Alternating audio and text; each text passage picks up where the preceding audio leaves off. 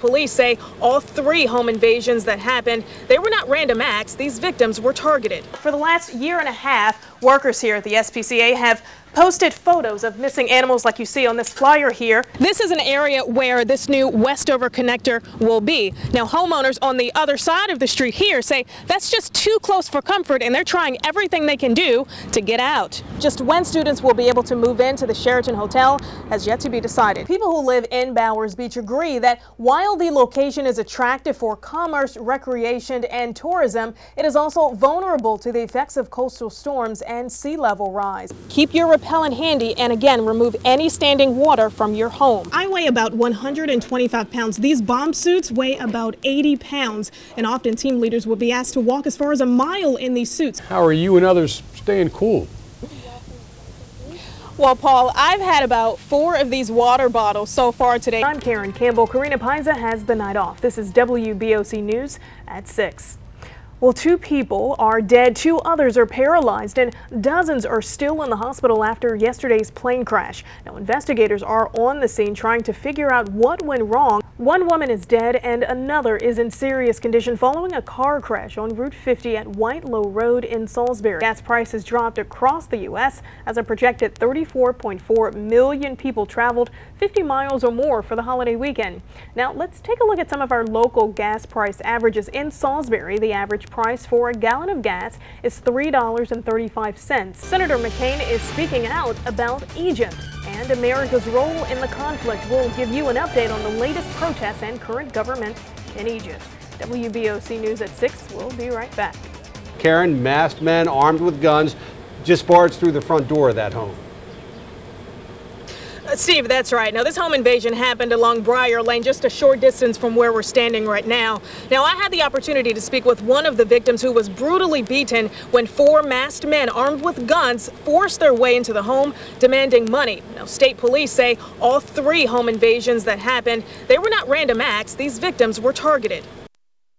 A rash of home invasions in Kent and Sussex counties has some neighbors concerned. Arthur Schultz of Dover lives just a few houses away from where an attack happened. I don't know what to think of. It's kind of scary, you know, because I have 2 children. State police say 4 masked men forced their way into the home, tied up the parents of a 29-year-old man who was brutally beaten. The victim tells WBOC his attackers came for money.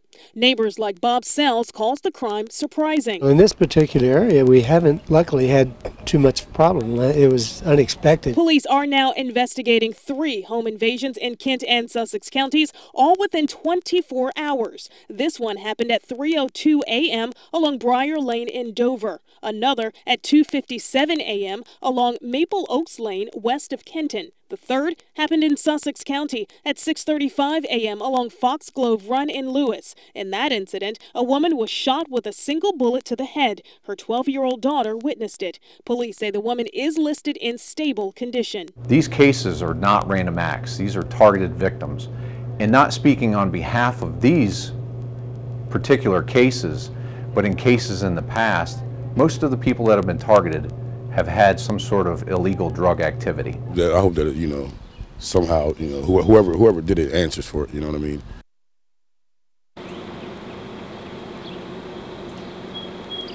Now, police want to stress that the public should not be in fear of their safety. Again, investigators say all 3 of these home invasions, the victims were targeted. Now, according to information obtained from the Delaware State Police website, there have been 10 home invasions this year in Kent and Sussex counties. Now, in 2012, there were 20.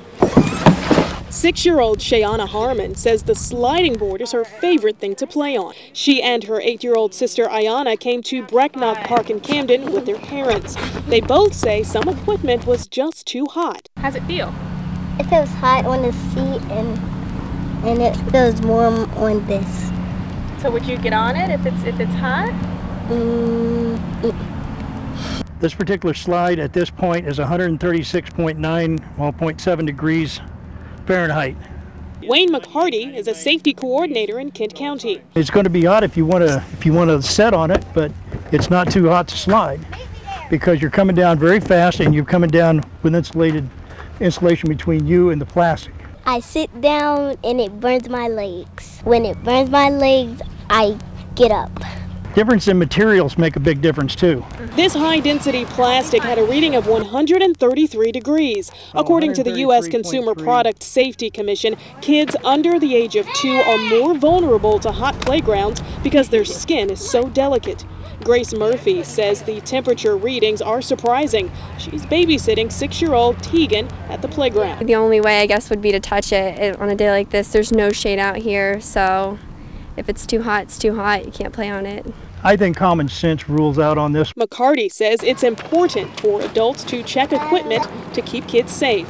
Lots of animals go missing every day in Delaware, and this little guy is one of them. And what happens is they come here to the Kent County SPCA. Now, for the last year and a half, workers here at the SPCA have posted photos of missing animals like you see on this flyer here to Craigslist. Their hope is to reunite those missing animals with their owners, but now all that's changed. Lots of people use Craigslist. It's kind of like Facebook for finding things. For finding things like lost dogs or even lost cats.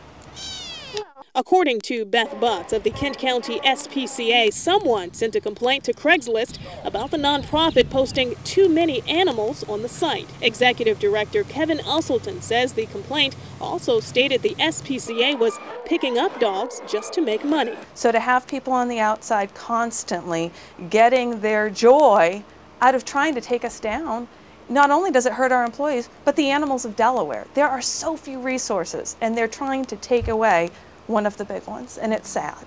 Workers here at the Kent County SPCA say now that they've been restricted from posting pictures of lost animals like MJ here on Craigslist, it makes it more difficult for owners to be reconnected with their dogs. Now we're stuck to descriptions of black lab found, male black lab found. Well, that just described one of the most popular dogs, and there's millions of them. Beth Butts says between April 20th and May 20th, 142 animal photos were posted to Craigslist. Of those, 93 dogs were returned to their owners. Now, without a resource like Craigslist to reach animal owners throughout the state of Delaware, workers are hoping this complaint is resolved quickly.